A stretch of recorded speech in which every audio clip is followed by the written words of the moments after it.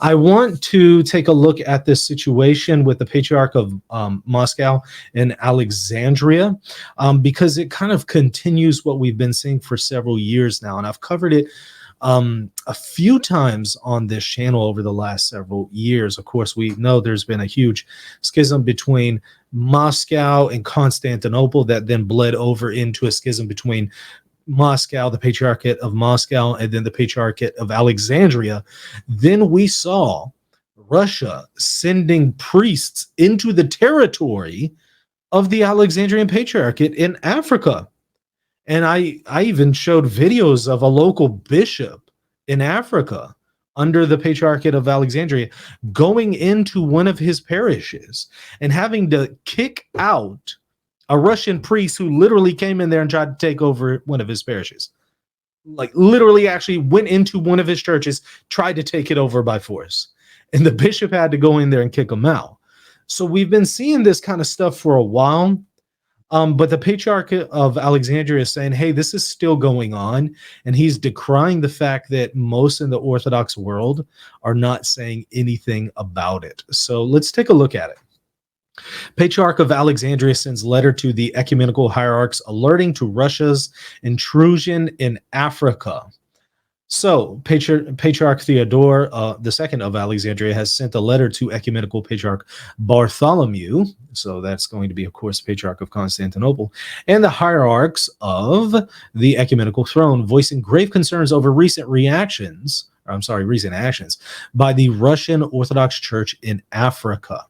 He condemns these actions as attempts to undermine Christian unity. And yeah, I'll say, if you belong to the same church, you're not going to be sending in rival priests with rival altars into the territory of somebody you're allegedly in communion with. But the thing is, well, Moscow's no longer in communion with these guys. So what Moscow is doing is setting up parallel churches in other people's jurisdiction. What does that sound like to you? That sounds like basically trying to have a Russian church that's universal. This is why a lot of people have accused, even from the Orthodox world, have accused Russia of trying to be a new pope, of trying to have a new universal church. So it continues here. He condemns these actions as attempts to undermine Christian unity.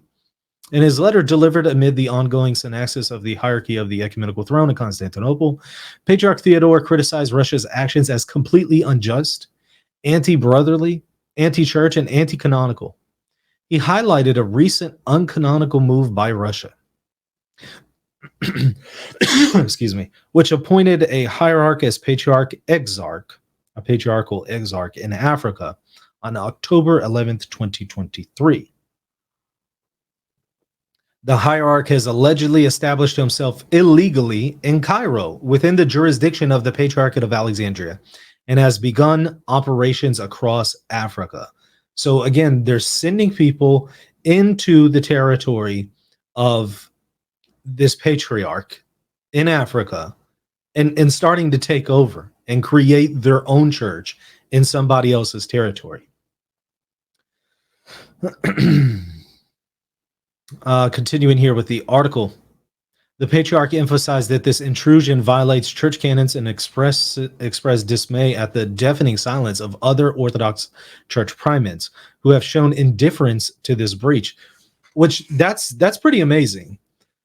If you're in communion with both Moscow and Alexandria, let's say you're one of those Orthodox churches that's in communion with both, and you see that Moscow is sending priests and starting to create a whole nother parallel jurisdiction within the jurisdiction of somebody else that you recognize is the real one who has authority and jurisdiction there.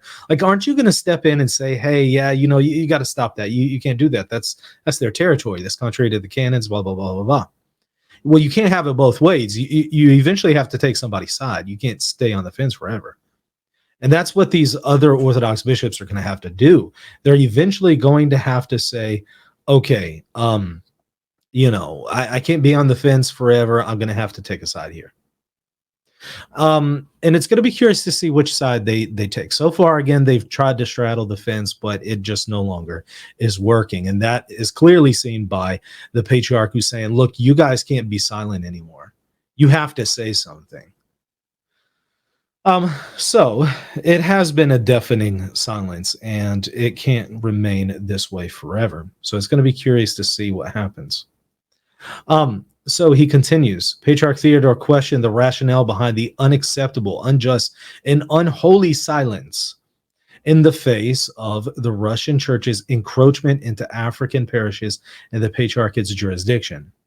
And not only that, just think, look, if Russia is doing this with the Patriarch of Alexandria, it's only a matter of time they do the same with these other third-party Orthodox churches that are right now just kind of bystanders and bystanders in our being silent about the situation. It's only a matter of time before priests come into their territory as well, and Russia will come up with some reason to do that. Patriarch Theodore questioned the rationale behind this.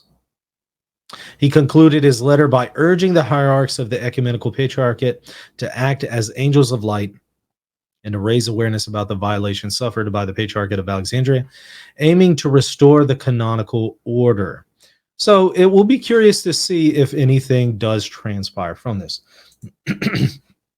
I did see this. On September 4th, the Archbishop of America, Elpidophoros, seen right here in this picture, has spoken up, but he's staunchly on the side of Constantinople and the ecumenical patriarchate. So not surprising that he would speak up in defense of the Patriarch of Alexandria. But he says the Russian exarch in Cairo is an affront to the unity of the Orthodox Church.